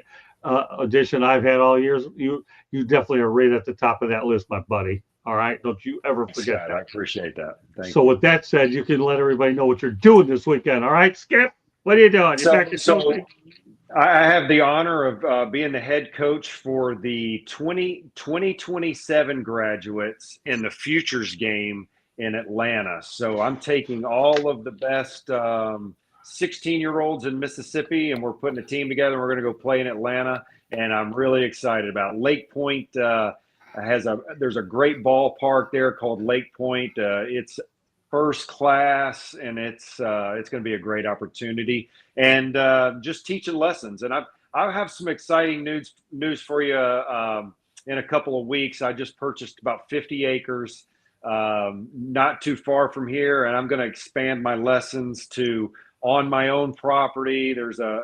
Build maybe a baseball field or two, and I'm going to try to really get guys from all over the country to come in, stay with me for a week, teach them everything they need to know about pitching so they can be a full pitcher. So we'll talk about more of that as time moves on. Oh, don't worry. I got news for you. I have a Honda Odyssey. I'm going to get up there and we're going to hang out. Now I'm going to have my little toy. I don't have a lot of miles on it because I'm sick, but I'll be out. Cybrewski, interesting point. 2 to 5 years, banana ball will be more popular than MLB. Oh. Never know, but they're drawing good crowds. I'll leave it at that. All right, Eric, let everybody know how they get a hold of you. You can follow me on my X account at Sports Team News, or you can follow my blog at bellyupsports.com, where I'm writing about all things baseball. And if you think I don't like your team, yes, I don't like your team. Okay, George, you're up next. Well, you can get a hold of me at the South Florida Tribune. I'm under the contributors section there, my articles. At the end of my article is a link to my book, which is called Detroit Sports Broadcasters on the Air. I know Eric's got a copy, Scott's got a copy, and we hope we'll get you one soon, Mickey, because a lot of the old baseball guys you're going to recognize in the baseball section. You can also reach me at gicorn@yahoo.com or on X or Twitter at SanGSports99. Great to be part of 108 Stitches, always. Let me tell you something. We'll be stocking your, let me tell you, Skip, we're going to be stocking your stocking library with a couple of books here coming from this group here. And I would love it. I got all I'll kinds definitely read them. Thank you. No problem. Awesome. We'll be working on that soon, Skip. You only just begun, my brother. All right, Katie, take us home with the final station break. South Florida Tribune Publishing Company published a book, Lessons from the Microphone, Tuning into the Enduring Wisdom of Visionary Leaders. It is written by our host, Scott, the Motor City Madmouth Morganroth. And I forgot to mention earlier, the foreword is written by none other than Mr. George Eichhorn. Great job, fellas. Great read. Go get your copy today. It's available on Amazon, Barnes & Noble, Kindle, Google, and Apple Books. There's also a link on our website, www.southfloridatribune.com, where there is a plethora of great content as well. Go check it out. You see that red subscribe button in that lower right-hand corner? Click it, like us, share us. Also, turn on your notifications so you're notified anytime we put up a new video or go live. We're going to be putting up some videos talking about, well, we put up a couple when we were over in London. We not only did we get to see, we toured the facility where the winning World Cup Chelsea football team plays. That stadium was actually built in 1877. Wow. Unbelievable history. So go check our Whoa. YouTube channel and look for the videos that we talk about the history of it. We actually got the tour guide was actually the guy that calls all the games at the stadium. It was an awesome tour. So go check out our YouTube besides all of our regulars. Monday nights is baseball. Tuesday nights is football. Wednesday night and Thursday nights, you never know what you're going to get. We talk all kinds of different things. So check us out. But if you'd like to listen to the audio version, you can find us wherever you get your podcasts, whether it be Apple, Spreaker, Spotify, Castbox, Deezer, any of those places, we're there. If you want to sponsor a show, you call Scott, 954-304-4941. If you want to be a guest or have topic ideas that you want us to talk about, you can always email us at southfloridatribune@gmail.com. Quick little shout out, Tuesday nights, 7:30 on the Chicks podcast. You can find Chicks Talking Sports. Check us out tomorrow night. Well, great show. Trent Clark did a great job. George Eichhorn, solid as always. Eric, like I say, your baseball knowledge at your age is unbelievable. Skip, what do you think of Eric, real quick? No, I love the young. That's what we need. We need our young fan base to be super knowledgeable in baseball, and we appreciate that. So, Eric, you're awesome, man. I love hearing you talk, and I learned a lot from you. Thanks, Skip. This kid's a writer. We turned him into a broadcaster. I'm proud of Eric. He's one of my young pups has done well. So great show tonight. Great job, George. Great job, Trent. Eric, as usual. And Skip, you're getting better with every darn show, my friend. You are. Plugging along. I'm enjoying it. That's right. We're having a lot of fun with you, man. I just tell you. I refer to you as my Rolls Royce when it comes to having a baseball guy on here. And we're just don't let the wheels fall off on you. What's that? We don't want the wheels to fall off on you. No, they're not going to fall off. I got news for you. I'm driving the Rolls Royce, so they're not going to fall off.